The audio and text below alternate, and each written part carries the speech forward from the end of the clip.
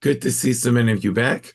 Um, and again, kol hakavod to all of those who not only read through the sixth yom in advance, but also who added their comments.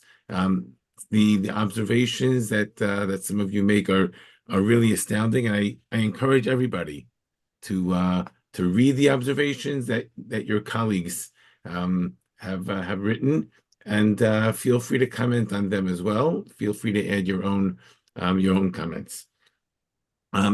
There are the sixth day, as some of you already pointed out, and as we ourselves commented on last week.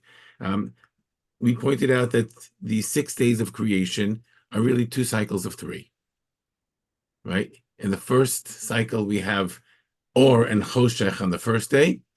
We have the things above the Rakia and below the Rakia on the second day, and we have the separation between the land and the water, and the emergence of vegetation on the third day. Paralleling that, on the fourth day paralleling the first day, so we go from Or and Choshech to Ma'orot, which we pointed out last week already. Just like Or and Choshech, the way the Torah presents them, they're functions of time. The Ma'orot are primarily timekeepers, right? Ma'orot b'Rakia Hashamayim, right? For Lahavdil ben Hayom u'ben Halayla, Otot Moadim Yamim v'Shtanim, right? They are primarily timekeepers. Secondarily, they are sources of light. So the fourth day parallels the first day. The fifth day parallels the second day, in that on the second day we have the separation of what's above the rakia from what's below the rakia. The waters above and the waters below, as the Torah says it. And it's parallel. On the fifth day, we have the things that populate what's above and what's below, right? We have the sheretz nefesh chaya below and the ofya ufeif. As we pointed out, already on the fourth day, we have hints of this, but by the fifth day, we already see very, very strongly that there's a difference between the first cycle of 3 days and the second cycle of 3 days. The first cycle is static, right? It's just there. The second cycle is dynamic, right? There's movement, right? So first you have the movement of the sun and the moon and the stars, and the Ma'orot, and then on the next day we have what defines the things living in the mayim below the rakia, is its movement. Sheretz, that it moves, and then the stuff above the rakia, of yofeif, the stuff that flies, the flying things that fly. It's all about movement. Is this dynamic that's introduced and then begins to expand. Okay, those are some of the key points that we identified last week on the fifth day of the Bria, the fourth and the fifth day of the Bria, and then we began introducing some other things as well, including the Pru Urvu. Not only is it dynamic, but it's self-reproducing. Okay, so there's, right, by the time we move from the fourth day into the fifth day, there's a lot of energy that is being generated over here. There's movement. Somebody asked what does nefesh chaya mean? So I think on the simplest level, nefesh chaya is the life force. The word nefesh throughout Tanakh takes on different kinds of meanings. And when you get to medieval philosophy, the word nefesh means something different to the Rambam than it does to others. But here in the Chumash, nefesh chaya, a living being. Okay, so the emergence of life. And as we pointed out, I made a suggestion towards the very end of the shir last week that when you take a look at the story of creation, we have the language. There are many different verbs that are used for creation. There's la'asot, There is there's Vayavdale, right? There are a variety of different language, but the Shoresh Beit Reish Aleph, and again, I'm working primarily influenced very heavily by the Ramban on this. The Ramban says that the Shoresh, the root, Beit Reish Aleph, means to create from nothing. All the other forms of creation are creating something from something else, either separating them or putting them back together or giving them form or shaping them. But Beit Reish Aleph is a type of creation where you're creating something where there was nothing there beforehand. So the initial creation was the creation of the stuff of the universe, Hashamayim va'aretz. That was the initial bara. The second bara is on the fifth day, and that is life. Life did not just spontaneously emerge. Life is a creation of Yesh Me'ayin. Okay? That's certainly for the last few hundred years, that is what scientists have put forward, and I think many of us sort of intuit. It could be like the Rambam says that things will change. Could be as science discovers life that comes about by itself. Then I will have to retract that. But as we know now, right, life does not generate spontaneously. I think it was Lowenhoek, right? Isaac Lowenhoek was he the one who discovered that with the cheesecloth? I know. No, I think the microscope. He discovered the microscope. Microscope. Okay. My fourth grade science is a little bit rusty. It's been a while. So I see that somebody writes over here, Nefesh Chaya, living being, is not that good. Plants are living beings. In the Torah, plants are not living beings. Okay? Meaning, you go to biology class, so in biology class, they'll tell you that plants are living beings. The Nefesh Chaya,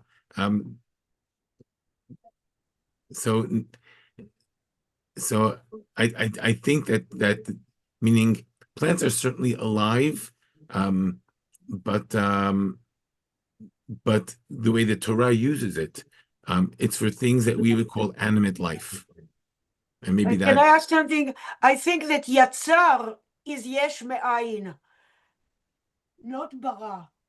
Okay, so that's not a question; that's a statement. You're allowed to believe that. Oh, that's fine. Okay. But I think in the Torah, Yatzar is to form. Right? A Yetzirah is forming something from material that was there beforehand. Anyway, all of this Nefesh, the word nefesh arrives a lot related to dam. Dam wa nefesh. It's something I believe. It's later on. It's later on, but it is related somehow to that, to our blood. And yes. Whatever it is, it's something. Hadam hu nefesh, the dam is the life force. Yeah. Right. That's the way it was understood. The blood is the life force. Right. And without that. A life source. A life source. A force. Not source, life but force. Okay. It's the life force. Right. Okay. And when you nitilat nefesh is to remove the life source. Okay. All of this brings us to the sixth day. And once again, on the sixth day, just like the third day is a double creation, right? There were two creations on the third day. One of them is the separation of the land from the water, and the second is the emergence of vegetation. So on the sixth day, there are also two creations. One of them is the creation of the land animals, and the other one is the creation of humans. Okay, I'd like to start with the creation of land animals, right? And believe it or not, I think we have to start with that, but that is not what interests me most about the sixth day. I think the second part of the sixth day is far far more interesting and far more meaningful.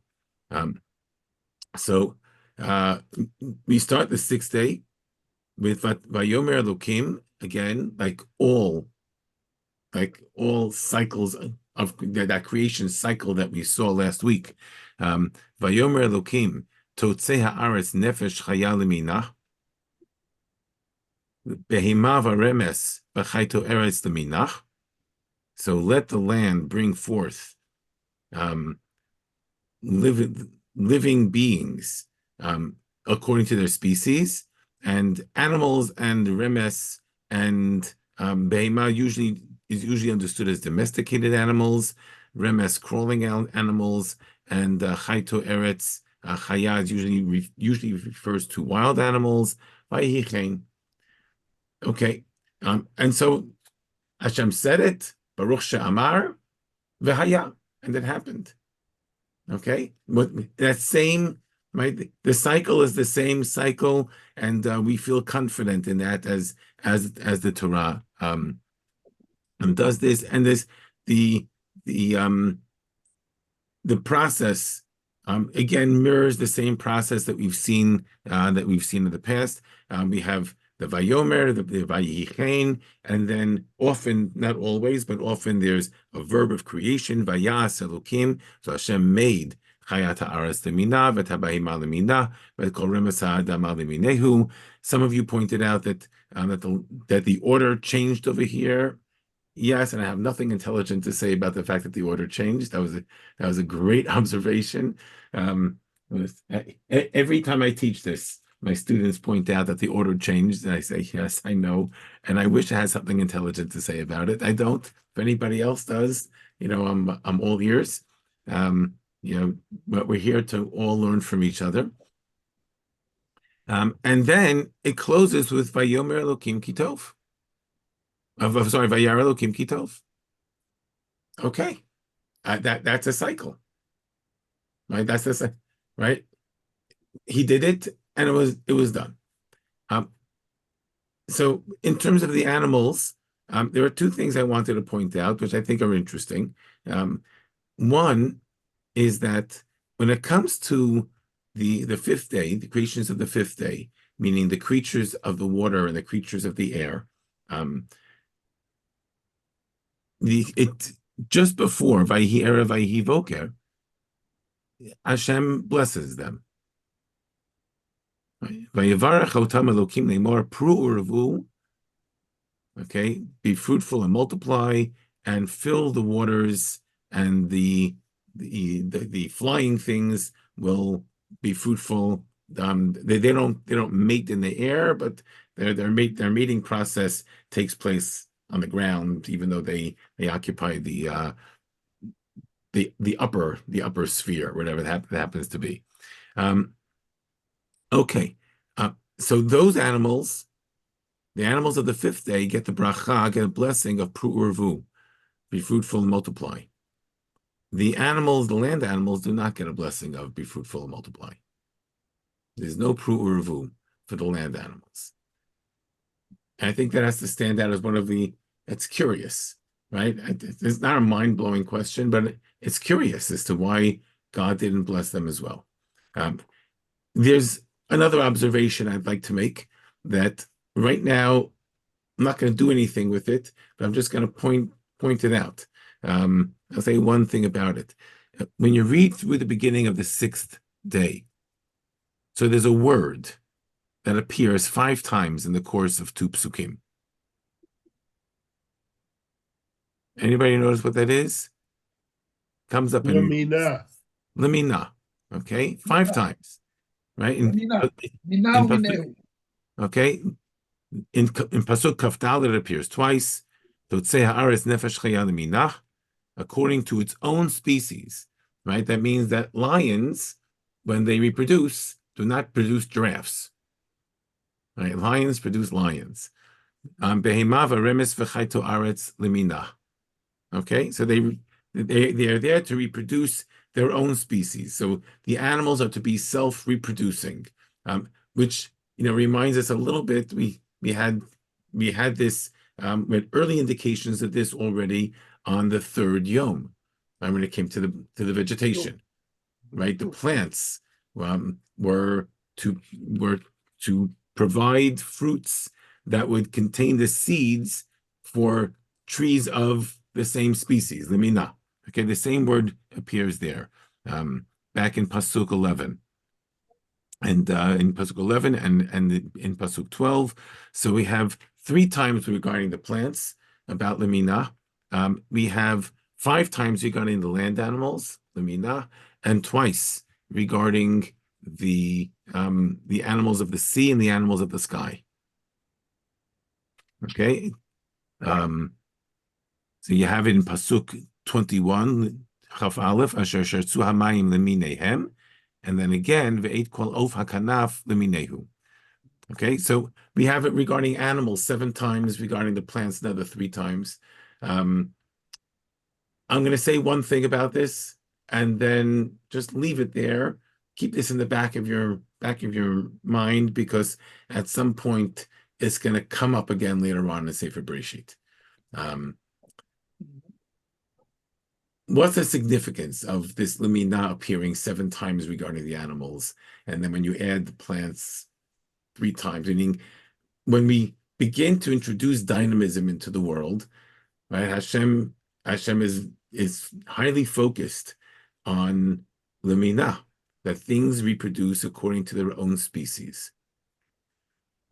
So the one thing I'll say about this is that it does appear that not only is God orderly in his creation, right? 2 cycles of 3, as we pointed out, right? Everything here seems to be planned in advance, right? There are no accidents, right? This, as you have in many other creation myths. There are no accidents here. This is all it's intelligent design. It's planned in advance. There's a scope and sequence. It matches. It's 3 days paralleling 3 days. So not only is God thoughtful and intentional and designed, right, but he wants the world to remain that way.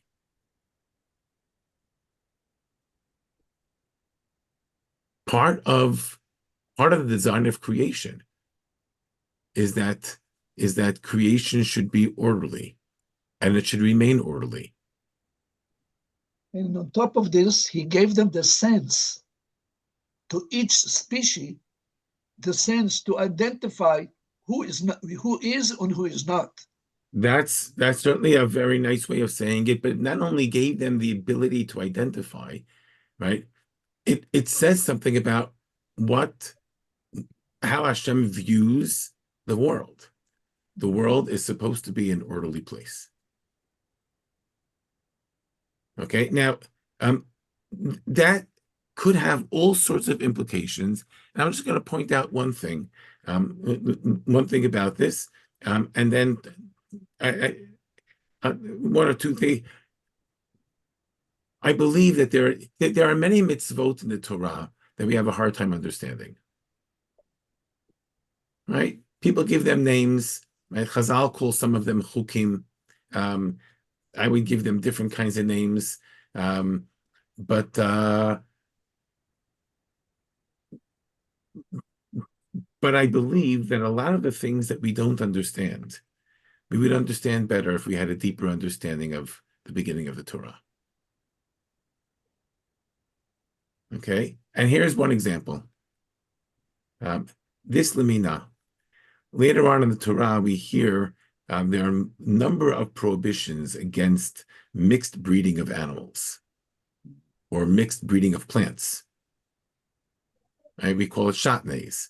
Right? Shatnez is not just about clothing. Right? Kilayim. Right? Kilayim. All the kilayim.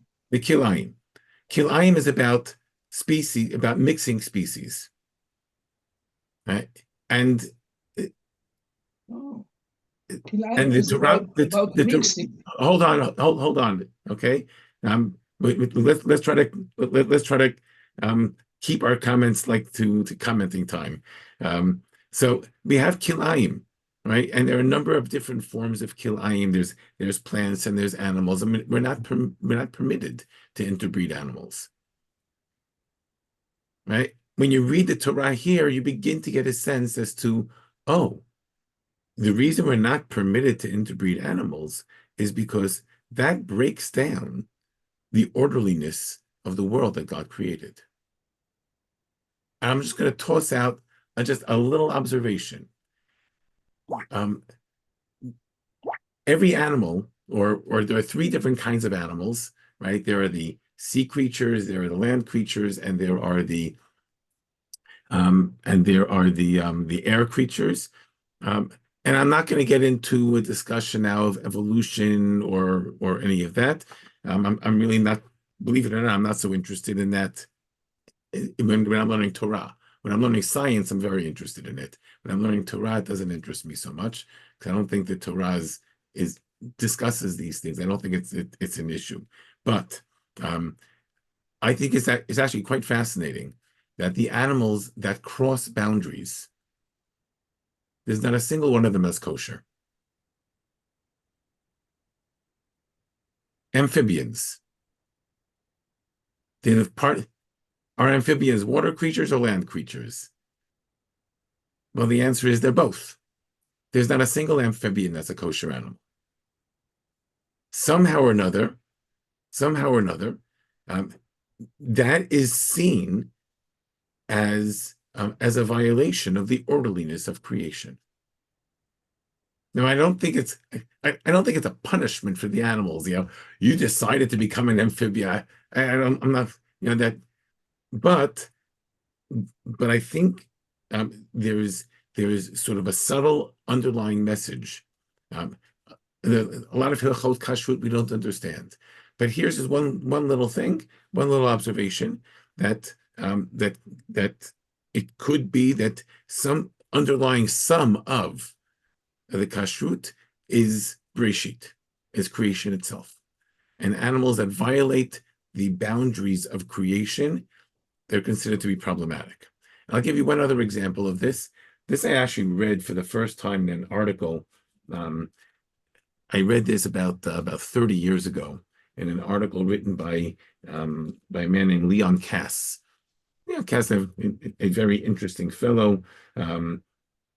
He wrote some really outstanding books on the Torah. He has an interesting biography. But he wrote an article about kashrut many, many years ago. And one of the things he points out that there are two markers of what makes an animal kosher. There's how it moves and what it eats. And how it eats. Okay, how it moves in terms of the hands, right? The hoofs, it has to have split hoofs, and what it eats, it has to be a vegetarian that regurgitates its food, certainly in terms of the land animals. I think there's something interesting in that when the Torah describes the animals. So one of the things, the first thing it describes is how they move. And later on, we'll see a little bit more about what they eat. So those two identifiers that he identified, and he talks about it from he's a philosopher, so he talks about it from a world of philosophy, but those philosophical ideas have their origins right here in Breisheet Perek Aleph. I think there are many, many things in the Torah that if we understood them, if we understood the beginning of Sefer Breisheet better, a lot of the things that we say we just don't understand, I think we would start to have a better understanding of. Given that the beginning of Breisheet is the foundation. That's the way I see it. I see this as the foundation conceptually of the entire Torah.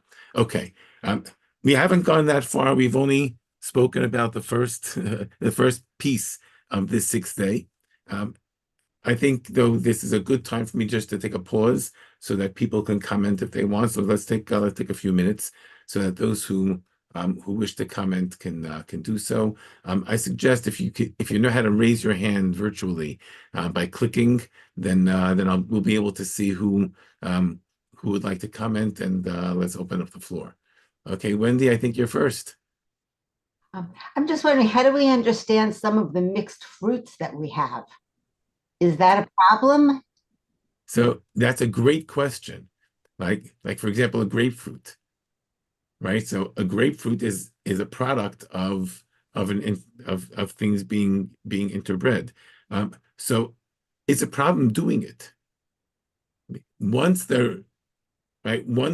we have that already, so once it's been done, so the fruit is not forbidden, but to actually graft from one species to another species onto in trees that's one of the prohibitions of Kilayim.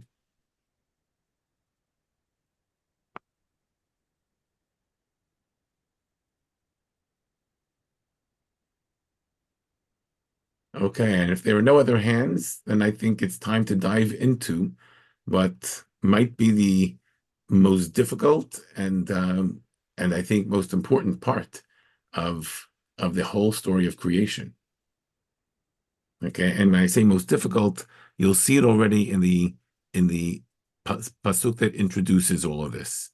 If we take a look at pasuk 26, Kafvav, Vayomer Elokim, again starts a new creation cycle.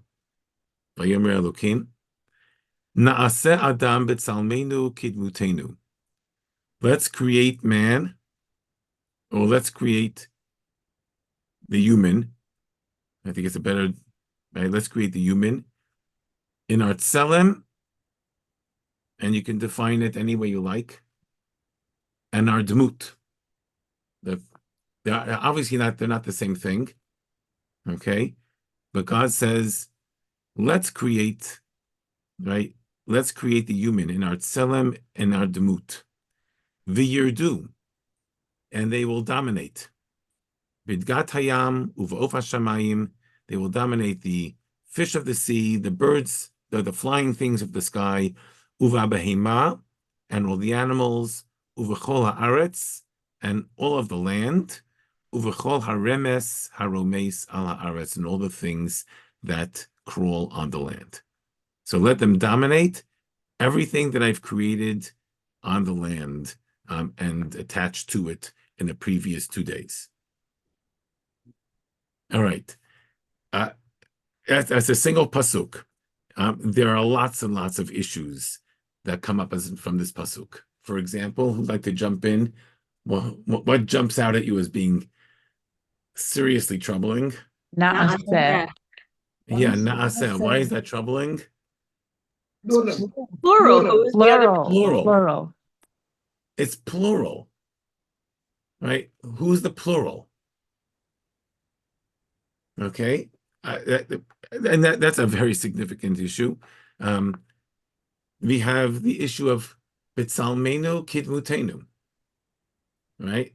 And however you define them, I can translate them, but the translations don't really mean anything. In our image and our likeness, I think that's a very popular translation. But I don't know what God's image is and what's God's likeness. Two And things again, that it's did not plural. exist before. Two things that did not exist, not Tselem, not Dmut before. So we don't know Okay. what is like our Tselem. So we don't know what any of these things mean, right? And there again, Naaseh a Adam plural. b'tzalmenu kidmutenu. Okay, those 3 words, and then truth is the rest of it. The rest of it is not completely new. Okay, so we already had the ma'orot, right? Those timekeepers, sources of light. They were already put in charge of. They were already sent to dominate, right? The night and the day, to define time. So the notion of God handing over some of his authority to the creatures, to the creations. So that's not new. This takes it a step further. Okay, this actually puts man puts the human in charge of v'yirdu, let them dominate over, rule over the all the other living things. So that's not so new, but that naaseh adam b'tzalmenu kidnutenu is seriously problematic. What makes it more interesting? What's vayirdu? What is vayirdu by itself means? Lirdot is to rule over. So, but it's also a new creation. The word itself is was never used before. Okay. So the Tzalmenu Kidmutenu is actually interesting because not only do we not know what it means, but if you go to the very next pasuk 27, Kav Zayin, Vayivra Elokim et ha'adam b'tzalmo, b'tzelem Elokim bara oto, Zachar u'nekeva bara otam. Now, I don't want to dwell on that pasuk a lot right now, but just we see 3 times it actually says that God created man in his tselem, or actually twice. What does it not say? Dmut. Dmut. God does not create the human in his dmut. Spiritual. So somehow or another, there is something over here that God intended to do and he didn't. Now, I'm gonna deepen the riddle, and I'm not gonna answer it. All right, I'm gonna let all of us sort of seethe in this riddle for a month or two, before we even attempt to say anything intelligent. But if you were to turn to Perek Hey, chapter 5, the first pasuk of chapter 5. By you. What do you see? Bidumut. You see God created man with his demut. And what's missing? Tselem. Tselem. Okay? So our riddle gets a little more complicated. And now I'll make it even more complicated than that. Let's turn a few more pages and let's go to chapter 9, Perek Tet. Chapter 9, Pasuk 6.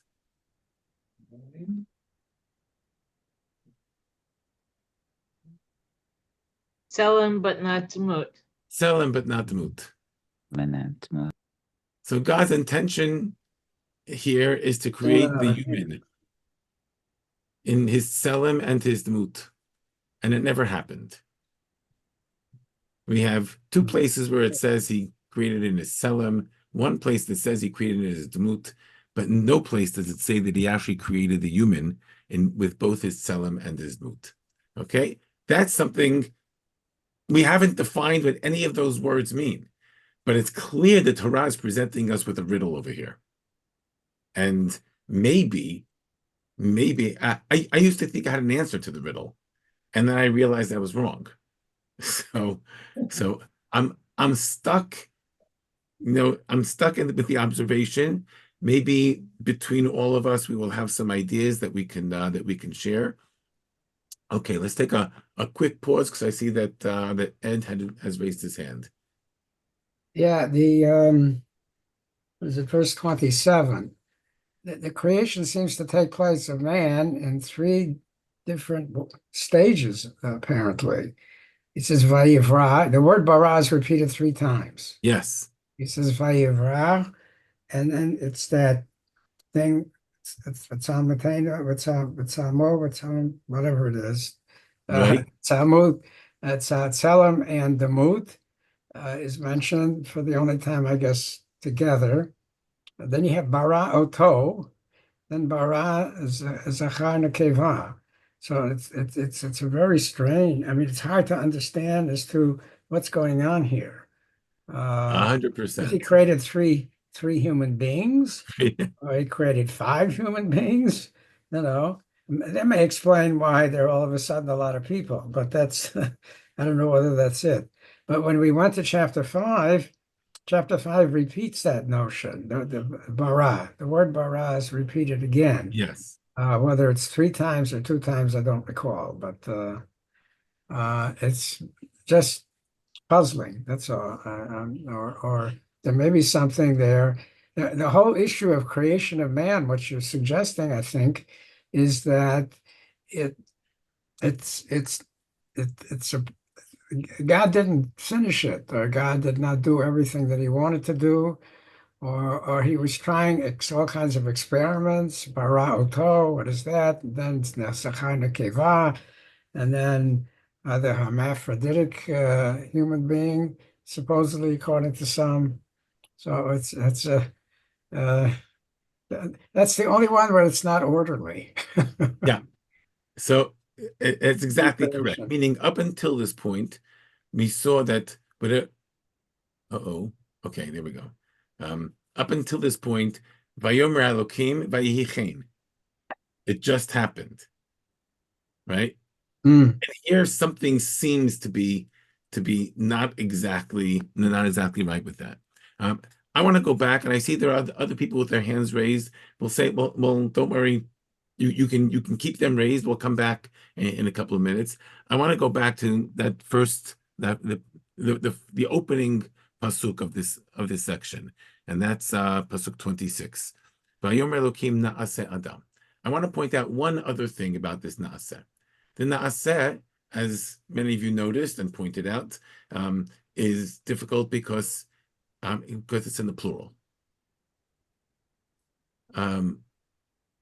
There's something else that's interesting about the na'aseh, and that is this is the first time that we actually hear what sounds like, and some of you suggested this early on, and I poo-pooed it because early on I don't think it's there, but here I think it's actually in place. It sounds like God is deliberating. Naaseh is a decision. It's not the act of creation, right? Naaseh, let's do it. Meaning, there's a process. There's a pause. There's a pause before the creation of humans. You don't see that with the creation of Shamayim Va'aretz. You don't see that with the creation of Or and Choshech. You don't see that with the creation of the Rakia.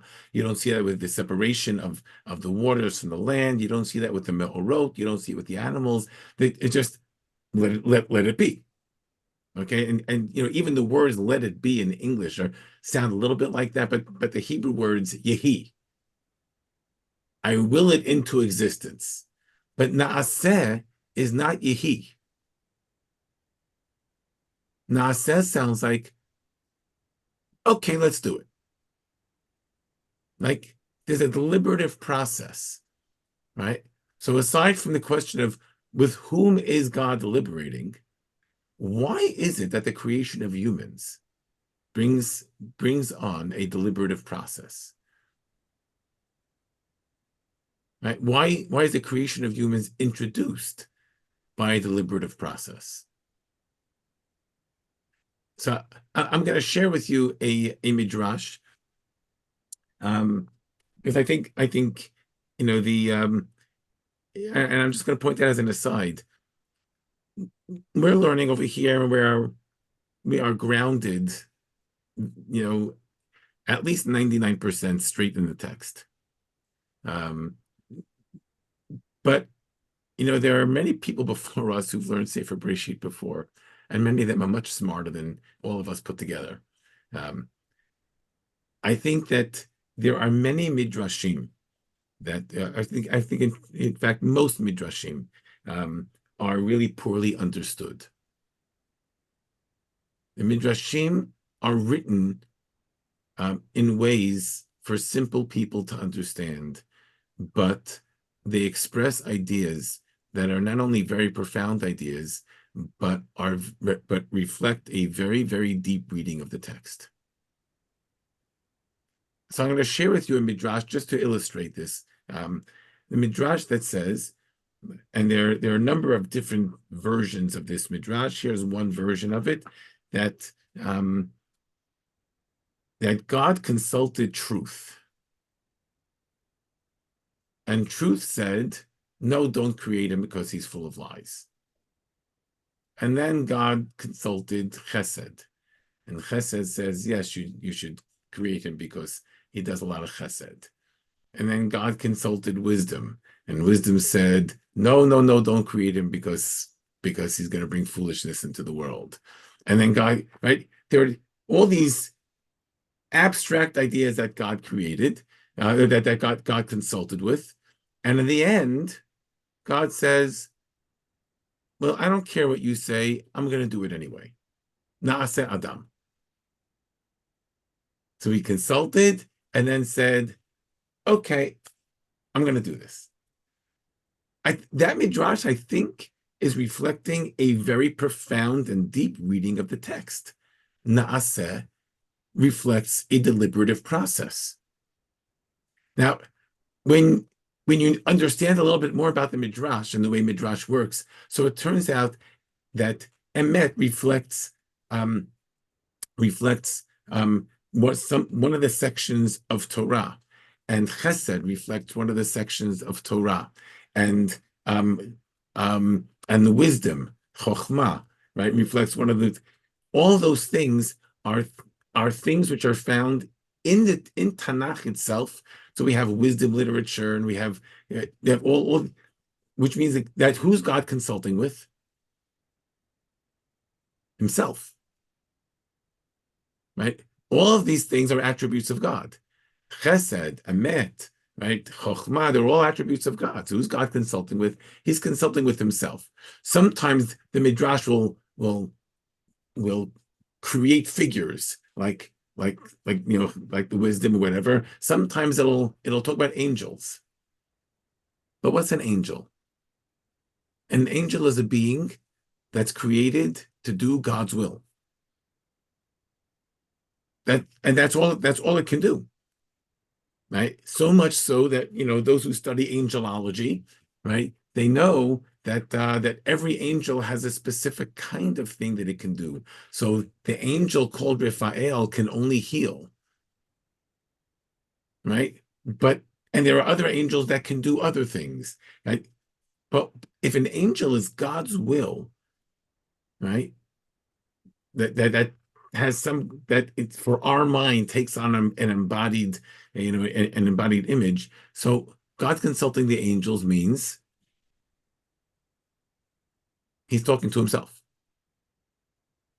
right? All of these are different expressions of the same idea. And when you put all of them together, then the conclusion that I have to draw is that Na'aseh Adam, certainly through the eyes of the Midrash, means that God hesitated before creating humans. And despite the hesitation, he decides to do it anyway. And what I'd like to take the next few minutes, really not more than 5 minutes, and then I see there are a lot of hands that are raised. I want to give everybody a chance to join the conversation. So what does it mean, or why is there hesitation before creating humans? What's different about the human? Okay, and maybe this is a good time to sort of open this up for discussion. What is unique about the human that God hesitates before creating the human? Do you want voices? So hold on. So Wendy, your hand is up there first. I don't know if you want to respond to this. I think it's kind of related, and it's actually related to the Midrash that you said. So God is deciding, like there's animals. It's almost like, do I take it to the next level? Because he does not bless the animals with pru or vu. I think he's waiting to see. If he had decided not to go ahead and create humans, he might have then blessed the animals with pru or vu and been done. But then realizing that the pitfalls and the blessings and pitfalls of humans with their free will and their power that he's giving them and their I don't know, like if you want to say Yetzer Hara and Yetzer Hatov, to make the world, like to see, can they be trusted with the world? I think that could be the hesitation. Okay, so I want to probe this a little bit further, right? So you pointed out that humans are different. Humans are unique in that sense. What is, right? Why? So what is the uniqueness, and why does that create hesitation? I mean, we think we have speech that will people, they will say animals have speech. It can also form groups and work together and work against each other. That's what I think of humans, and I think of the world that God created. Putting it in human hands is more likely to watch it unravel, which we saw did happen. So you're saying there's danger involved in creating the human, right? That the human could mess up all of creation. It did. Okay. Is there somebody who has a different idea that they wanted to share? And thank you. That was really great. Somebody have a different idea they wanted to share about why God might have hesitated before creating the human. Yes, I think it's because he made Adam in his own image. In a way, he has to reflect on what he is. Can you elaborate on that a little bit? Well, if he's making Adam in his own image, what is that image? What aspects of him is he creating? He can't reproduce himself. He's not creating another God. So what aspect of his image is he creating? So what's generating the hesitation? He has to decide which aspect? No. How, in a way, how to do it, how to create Adam without creating another God. How to create the human without turning the human into another God. Okay, very interesting. All right, let's take one more comment here. Shalom, I see you have your hand up. Is that it? I think he's hesitating because he's consulting. At the moment, he's considering creating a being that is in his tselem and dmut. That requires consultation because he's opening up the Pandora's box, and we see in the next parak what trouble that gets. It's even hinted at in the next parak that there's a confusion about what powers have been given to man. So that's what that seems to be what the hesitation is here. Are we about to push the button on this human project to create something that's Tselem Elohim and Dmut Elohim? Because that's what we are. I want to draw from all the different comments. We had 3 different comments over here. I want to draw from all of them and sort of try to just push this a little bit more. First of all, what is the Tselem Elohim? I'm going to throw something out there. I'm going to actually try to define it. What Tselem Elohim is, the image of God. I think the Torah already told us what the image of God is. The first 5.5 days of creation are the image of God. God is all-powerful. God is thoughtful. God is creative. God uses the power of speech to create. Right? You could continue. God is deliberate. God is intentional. Right? God is intelligent. And with all of those, obviously the first letter in each of those adjectives is a capital. Right? It's a big capital. Right? God is intelligence. God is power. Right? Creating, and that's the image of God. Breisheet Perek Aleph describes the image of God. And then what's human? So humans are powerful. Humans are in charge. Humans are creative. Humans are intelligent. Humans are thoughtful. Humans are deliberate. Humans can express creative thought through speech. Okay, meaning all of the things. And the more you learn of Breisheet Perek Aleph, the better picture we have of what Tselem Elohim is. Okay, so I'm tossing that out there as a possibility. Tselem Elohim, the Torah just told us what Tselem Elohim is. That's what we've been studying for the last 4 weeks. And if we were to spend another 4 weeks, we would have a deeper understanding of what Tselem Elohim is. Okay, so that's one thing I'm tossing out there. And then the last commenter, and I maybe it was Shalom, said something that that I think touched on a really raw nerve. It's not a question, right? The first commenter said, "Oh, if he does this, man could, humans can ruin the world." Right? So God created a perfect world, and if He creates humans and empowers them, they could really destroy it. I step back for a second and I say, I don't think He's afraid of that. That might be true. It could very well be that humans can destroy the world, but that is not the fear. Okay, and I'll tell you why. Because without humans, there is 0 point in creating the world. A God who is eternal, a God who is immortal, a God who is almighty and all-powerful, needs nothing. The world, if the world is finite and God is infinite, so the world really doesn't exist. Right? Just do the math. Any finite number divided by infinity is 0. The world doesn't exist. Everything we've spoken about in the last 4 weeks is worthless. So to create a world without creating a human is sort of pointless. It's like me taking, I used to be a computer programmer. I could write a program and plug it into my computer that says, "You are wonderful." It'll flash on the screen every 3 seconds. "You are wonderful." How meaningful is that? Unless I have a very, very weak ego, having a computer flash a message that I programmed in is pointless. There's no value in that. Where's their value?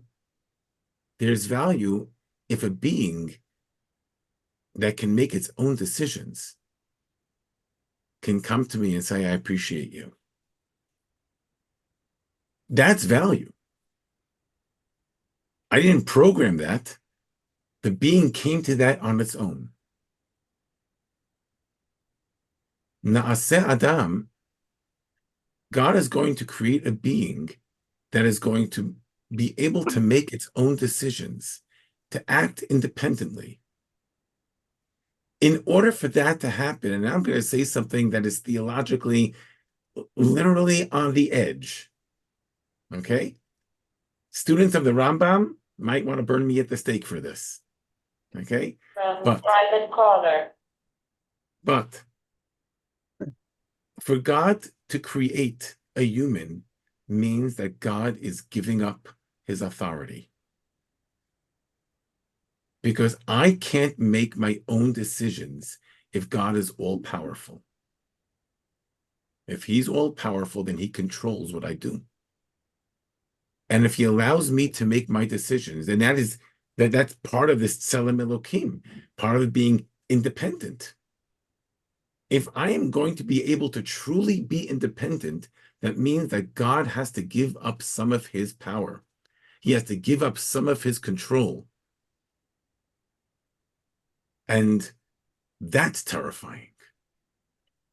I'm going to create a universe that I am not going to control the outcome. That's a terrifying moment. That's why there's all that debate inside, because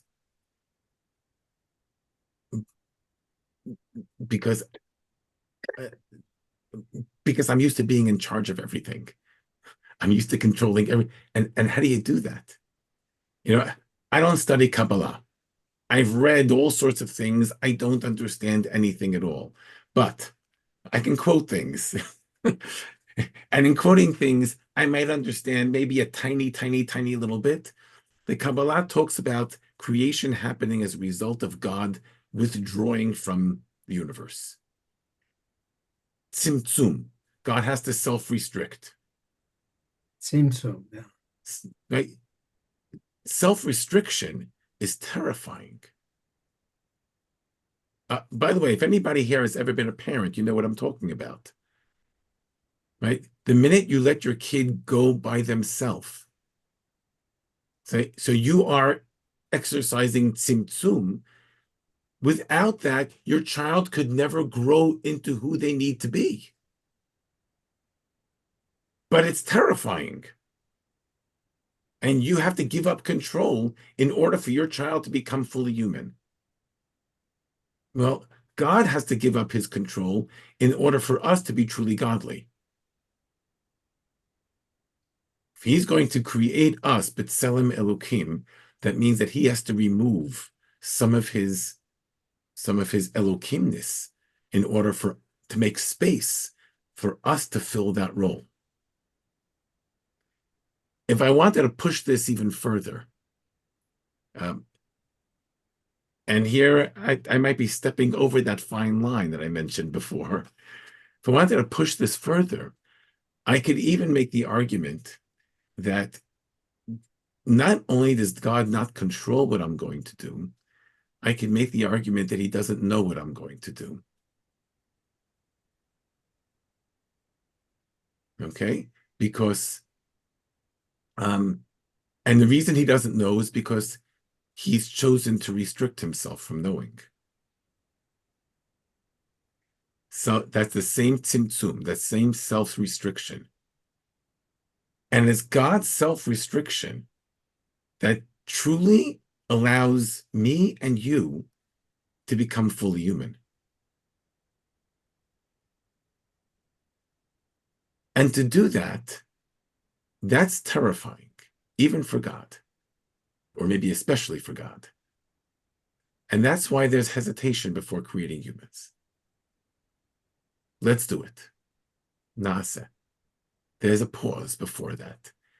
That's what the Midrash is talking about God consulting, because there's hesitation, because we're doing something and we don't know what's going to be as a result.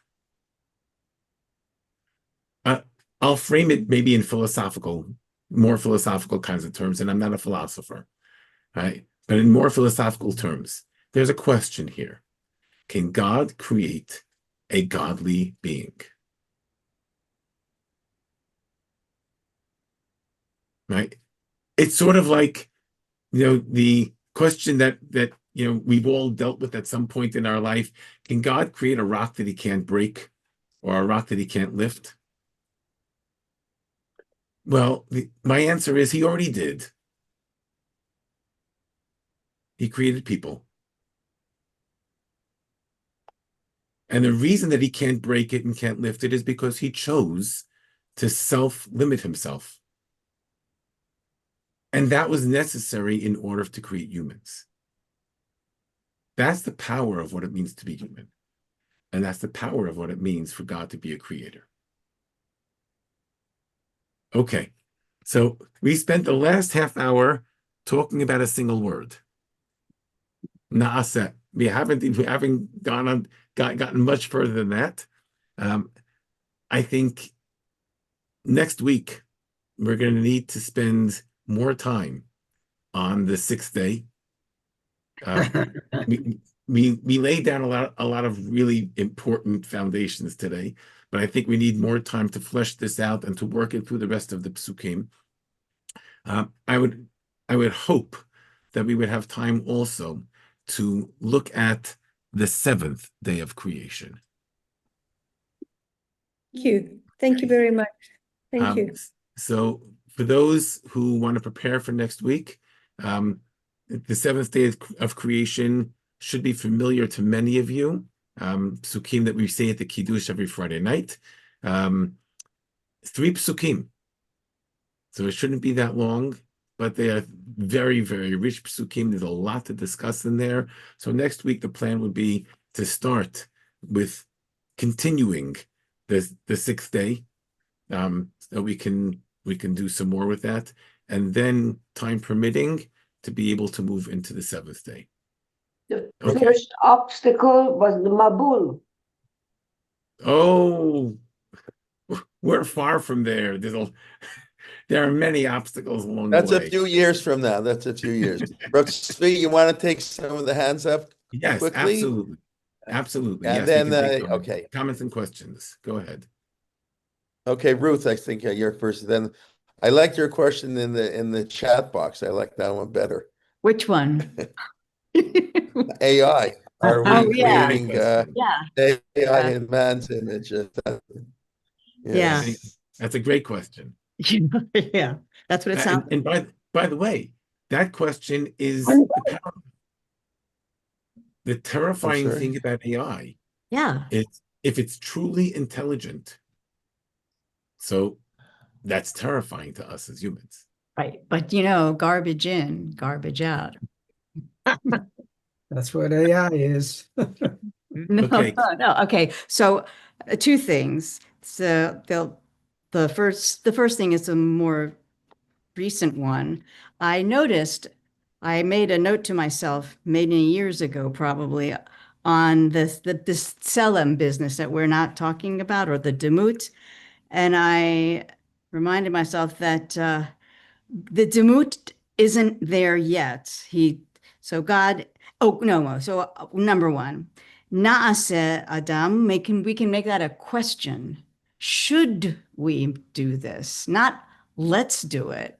It's still a question, because there's no punctuation. So it's one, I see that as a question, not a statement.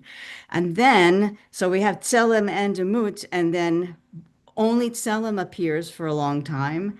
The Demut I wrote to myself, which is that would be God's ability. That's his tovara.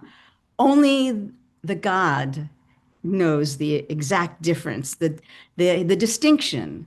The human being is the Erev. He's a mixture. He's chaos, and God is the one who makes distinction. So let's say that's the Demut part, which he doesn't have yet. Then he will get it in the second chapter, and then all hell breaks loose. Okay, that's one thing. The other, you can think about that for a minute. Then the other is, so you did say that Demut and Selim don't occur again together. They never occur again together. But that's only in reference to God. But now man, who is God, he's not God, but he's godly. And then in chapter 5, in the next verse, he's the one who becomes the Yoled Bidumuto Kitsalmo. He creates his children are the double, Tselem and Demut. So the little G has attained both, whereas big G doesn't let that happen. Okay. I'm glad you pointed out that other pasuk. By the way, you suggested reading Naaseh with a question mark. So it turns out that there are a number of places in the Torah where different parshanim suggests things like that. And I remember hearing from the Chama Leibowitz just how careful we have to be with inserting punctuation, especially question marks into the text, like lo tirtzach. Really? Lo tinaf? Are you kidding? Okay, Claudette, you had your hand up before, and we'd like to hear from you. Yeah, I just wanted to say you were in my mind when you used the analogy of a parent and a child, because as a parent, if you don't let go and let the child stumble, you cripple that child. And I think with God, he has to let us, he doesn't have to know everything. When that child is off at university, we don't know what they're doing. So God doesn't have to know. It's what we give to that child that will turn that child into a godly person out there and ethical. Thank you. Okay, I see two other hands here, Morris and then Chaim. Go ahead, Morris. Can you hear me? Yeah.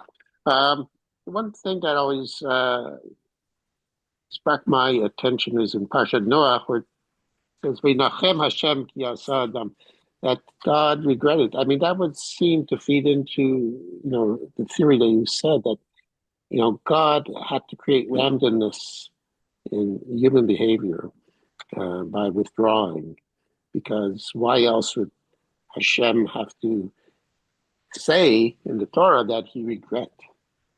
making man. That only shows that he didn't have the ability to foresee everything that man would do. And that shows the autonomy that he created.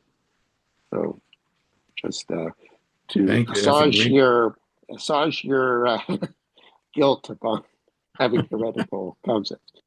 Okay. I wouldn't say that if I didn't think it were true. And I wouldn't say that if I didn't think that it actually supported the Torah. Okay, Chaim, go ahead.